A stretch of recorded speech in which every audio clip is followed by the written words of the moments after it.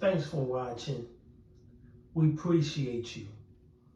Please subscribe.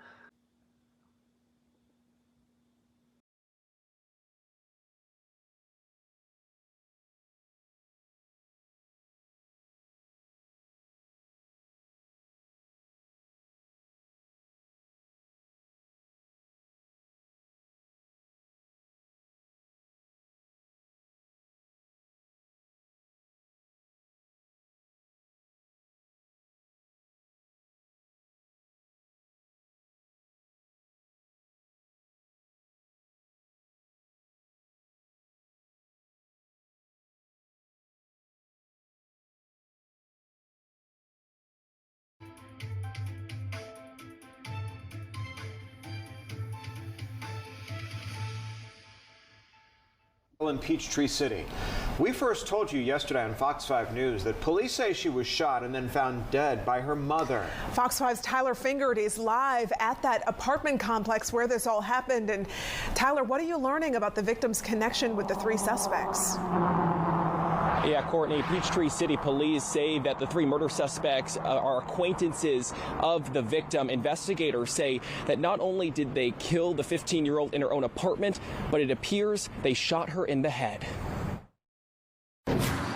I don't see her breathing. Calm and collected despite the circumstances, 15-year-old Madison Gesswein's mom called for help after finding her daughter unresponsive in her bed early Tuesday morning. She is bleeding from the head. The just-released 911 calls are from an apartment on Peachtree Station Circle.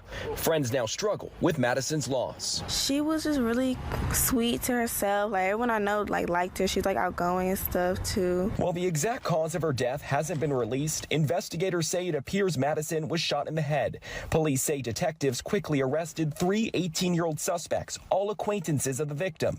They're identified as Justice Smith, Jacobian Brown, and Yeshua Mathis, all from Fayetteville.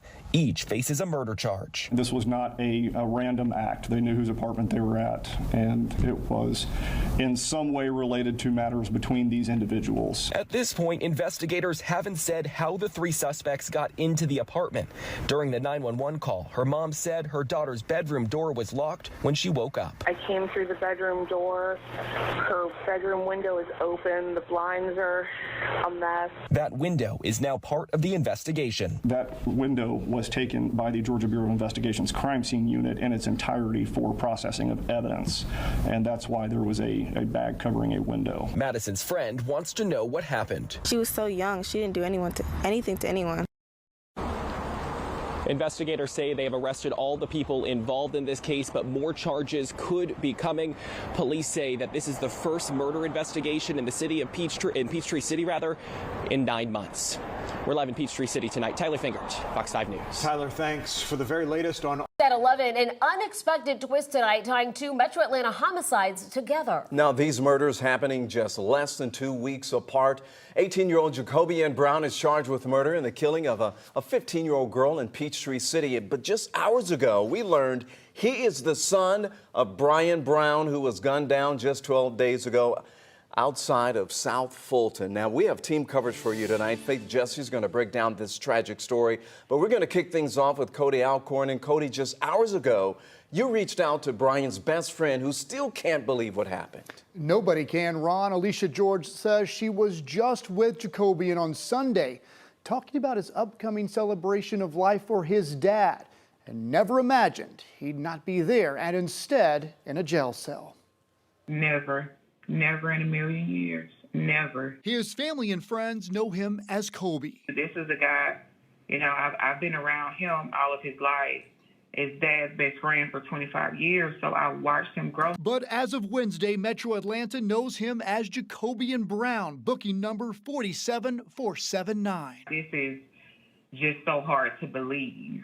Jacobian is one of three 18-year-olds accused of killing 15-year-old Madison Gesswein. Her mom found her dead in her bedroom inside their Peachtree City apartment on Tuesday morning, just 2 days after Alicia George last saw Jacobian. And nothing seemed out of the ordinary? Nothing. We were all outside, sitting on the porch, and we were looking forward to getting together this Saturday, the 25th, to have a memorial service here for Brian and Blakely. Brian's body was found inside his parked car outside this Wells Fargo off Old National Highway in South Fulton. His husband told me in an interview Brian was shot in the neck. Police calling it a homicide. We're still waiting on answers, hoping and praying somebody can tell us or help us with some type of information.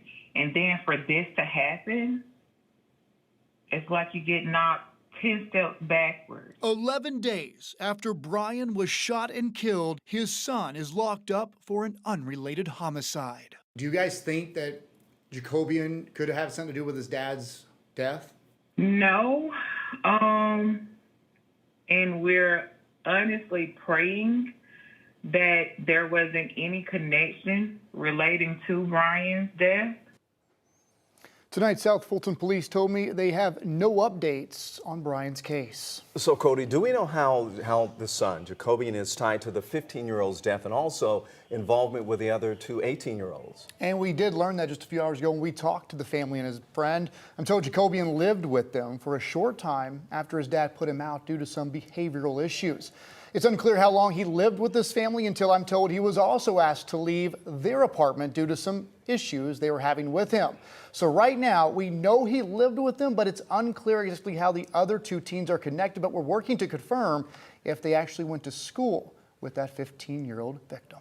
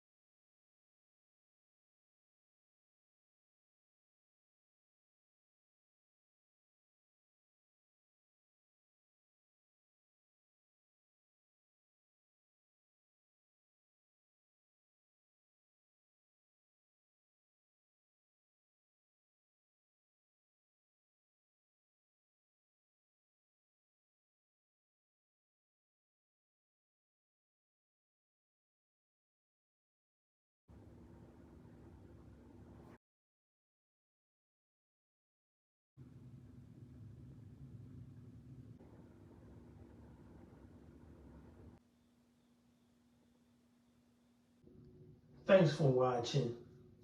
We appreciate you. Please subscribe.